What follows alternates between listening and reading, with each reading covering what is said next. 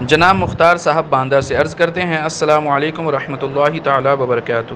حضرت کی بارگاہ میں سوال عرض یہ ہے کہ کیا صحابہ کرام کا ختنہ ہوا تھا یا نہیں؟ اگر ہوا تھا تو جو صحابہ کرام عمر دراز ہو کر مسلمان ہوئے ان کے ختنے کا کیا حکم ہے؟ ان کا ختنہ کیسے ہوا تھا؟ رہنمائی فرما دیں۔ جناب مختار صاحب وعلیکم السلام ورحمۃ اللہ وبرکاتہ۔ عرب قوم میں ختنے کا ہمیشہ سے رواج رہا ہے، اس لیے عرب کے خطے میں جو لوگ بسے، چاہے کسی بھی دین اور مذہب سے تعلق رکھتے ہوں اور اسلام کے آنے سے پہلے شرک میں ہی کیوں نہ گرفتار ہوں، ان کے بارے میں یہ سوچنا کہ وہ ختنے والے نہیں ہوں گے، یہ عرب کے معاشرے اور سوسائٹی سے ناواقفیت کی دلیل ہے۔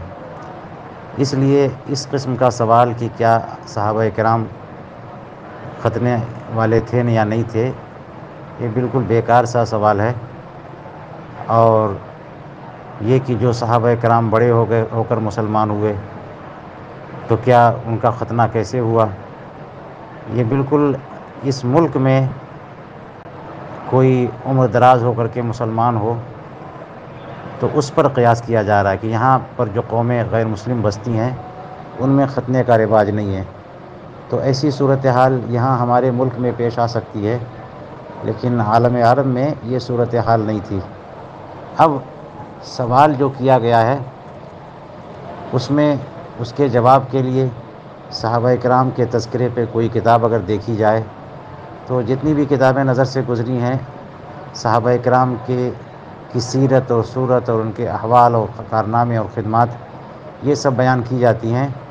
ہم نے آج تک کسی بھی شخصیت کے تعارف میں کوئی کتاب ایسی نہیں پڑھی جہاں ان کے ختنے کے تعلق سے بات درج کی گئی ہو، اور ہندوستانی مسلمان یا کہیں کے بھی مسلمان کے بارے میں ایسی کوئی کتاب نہیں پڑھی جس میں ختنے کا ٹائم بتایا گیا ہو یا ختنہ ہوا یا نہیں ہوا اس کے بارے میں بتایا گیا ہو۔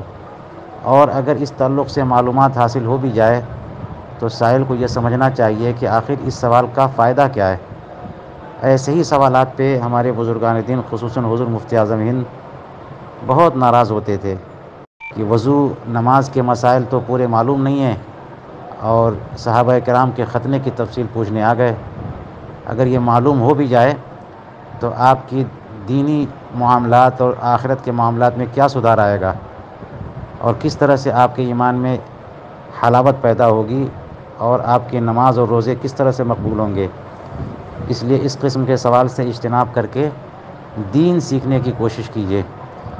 ہاں ایک بات ذہن میں رکھیے، امام اہل سنت مجدد دین و ملت سرکار اعلیٰ حضرت امام احمد رضا فاضل بریلوی رضی اللہ تعالیٰ عنہ نے اپنے فتاویٰ میں لکھا کہ کوئی شخص بڑی عمر کا ہو کر کے مسلمان ہو اور وہ مختتن یعنی ختنہ اس کا نہیں ہوا تو اب ختنہ کرنا حرام ہے، یعنی ختنہ سنت ہے اور اس کے لیے بے ستری ہوگی، اور یہ بے ستری حرام ہے تو سنت کے حصول کے لیے ستر کھولنا کسی حجام کے پاس، کسی نائی کے پاس یا کسی ختنہ کرنے والے کے سامنے یہ بالکل ناجائز و حرام ہے۔ تو بندہ بغیر ختنے کے رہے گا لیکن اس کے لیے بے ستری نہیں کرے گا۔ امام اہل سنت نے ختنہ کا طریقہ یہ بتایا کہ کسی ایسی عورت سے نکاح کرے جو عورت ختنہ کرنا جانتی ہو، یہی ایک طریقہ ہے، اس کے علاوہ کوئی اور طریقہ نہیں۔ ہاں یہ ہے کہ وہ خود سے اپنا ختنہ کر سکتا ہو تو کرے، واللہ تعالی اعلم بالصواب۔